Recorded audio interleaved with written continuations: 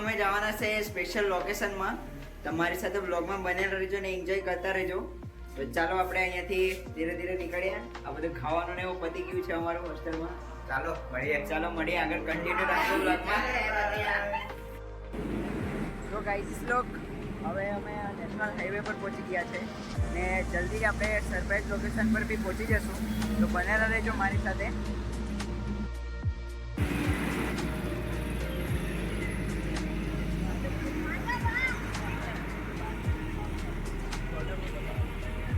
Friends લોક આ છે કિલ્લાપાડીનું બદ્રીનાથનું decoration, જે આજનું સરપ્રાઈઝ લોકેશન હતું, જે તમે જોઈ શકો. જ્યાં મસ્ત એવા ગણેશજીની સ્થાપના કરવામાં આવેલી છે. તો ચાલો આપણે પણ દર્શન માટે જઈએ અંદર ને બનેલા રહેજો બ્લોગમાં સાથે. તો ફ્રેન્ડ્સ આ છે સૌથી પહેલાં અંદર જવા માટે. અંદર આવતા જ તમને આ ચાર ધામના તમને અહીંયા દર્શન થઈ જશે.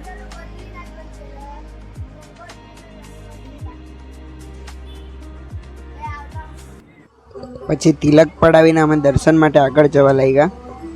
દર્શન માટે ઘણા એવા ભક્તો ત્યાં જોવા મળ્યા. બધાથી પહેલાં વિષ્ણુ ભગવાન અને લક્ષ્મી માતાના દર્શન કર્યા.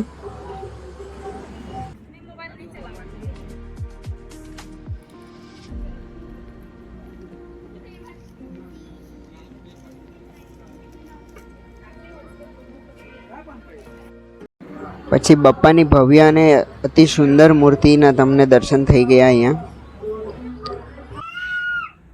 બધા ભક્તો બપ્પાની મૂર્તિ સાથે ફોટાને એવા પડાવતા હતા, જોઈ જ શકો તમે. પછી પ્રસાદ લઈને અમે સીધા બહાર નીકળી ગયા. બહારથી તમે આ બદ્રીનાથનું ડેકોરેશન તમે જોઈ શકો. અત્યારે અમે થોડા ટાઈમ સાચવીને વહેલા આવી લાગ્યા, જેથી અમને વિડીયો લેવા માટે સારું પડે. બાકી એટલી પબ્લિક જોવા મળે ને કે અહીંયા ઊભી રહેવાની બી જગ્યા નહીં હોય. પોલીસ બંદોબસ્ત ને એવો મુકાઈ જાય, જેથી કોઈ ઝઘડા નહીં થાય, કોઈ પ્રોબ્લેમ નહીં થાય. પછી ધીરે ધીરે ભક્તોની સંખ્યામાં વધારો થવા લાગેલો, જે તમે જોઈ જ શકે. પછી અમે પહોંચી ગયા બાલાખાડીના રાજાનું દર્શન કરવા માટે, જેનું આગમનનું જે ફૂલ બ્લોગ હતો તે તમે જોયો જ હશે. હવે બાપાના ભવ્ય દર્શન માટે પણ આપણે અહીંયા આવી ગયા ને આ તમે જોઈ શકો, એકદમ અતિ સુંદર બાપાના દર્શન તમે કરી શકો.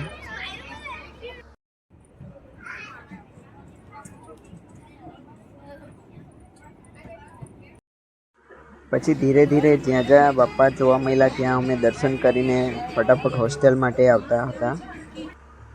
પછી અમે પહોંચી ગયા અહીંયા કિલ્લાપાટીના 4 રસ્તાએ, જ્યાં બહુ ટ્રાફિક જોવા મળ્યું રાત્રે.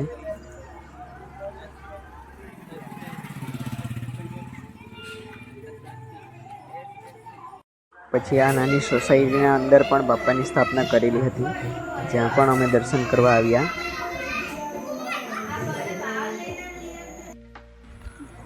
ગાઈસ અમે 3 ઇડિયટ્સની જેમ 3 જણા મસ્ત એવા પાડીમાં બાપાના દર્શન માટે નીકળી પડેલા છે.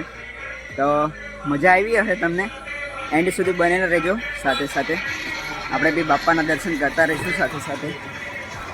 પછી માર્કેટની નજીકમાં આ ગણેશજીની સ્થાપના કરેલી હતી, અહીંયા અમે દર્શન કર્યા. સાથે સાથે તમે પણ દર્શન કરી લેવો બ્લોગમાં. પછી વૈજનાથ મહાદેવજીના મંદિર પણ અહીંયા જ હતા, તો અમે ત્યાં બી દર્શન કરી લીધા. પછી અહીંયા આગળ હનુમાન દાદાના દર્શન કર્યા.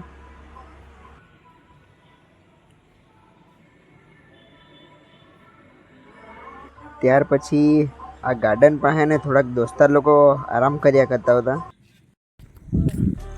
મસ્ત બાપાના ને બાપાના પપ્પાના એવા મહાદેવના દર્શન કરીને અમે આવી રહ્યા અહીંયા ગાર્ડનમાં ફરવા. આખું ગાર્ડન એકદમ ખાલી છે.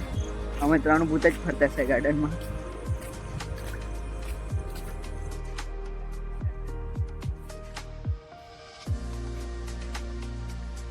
થઈ ગયું છે.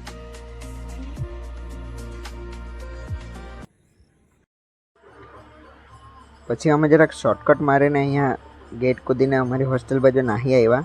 કેમ કે બહુ ફરવા પડે એટલે પછી અમે કરું ચાલો અહીંયાથી નીકળી જઈએ. ત્યાર પછી અહીંયા જળદેવીના માતાના મંદિરે પણ ગણપતિની સ્થાપના કરેલી, ત્યાં દર્શન કર્યા. પછી લાસ્ટમાં આવી ગયા આપણા હોસ્ટેલના ગણેશજીના દર્શન કરવા માટે.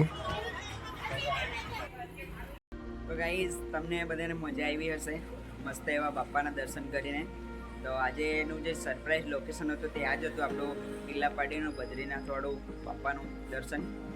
તો ગાઈઝ એવા જ બ્લોગ માટે બનેલા રહેજો, લાઈક કોમેન્ટ ને શેર કરજો, સબસ્ક્રાઈબ કરજો ને સપોર્ટ કરતા રહેજો. તો બાય ગાઈઝ, જલ્દી જ મળું બીજા બ્લોગમાં. ગણપતિ બાપ્પા મોરયા.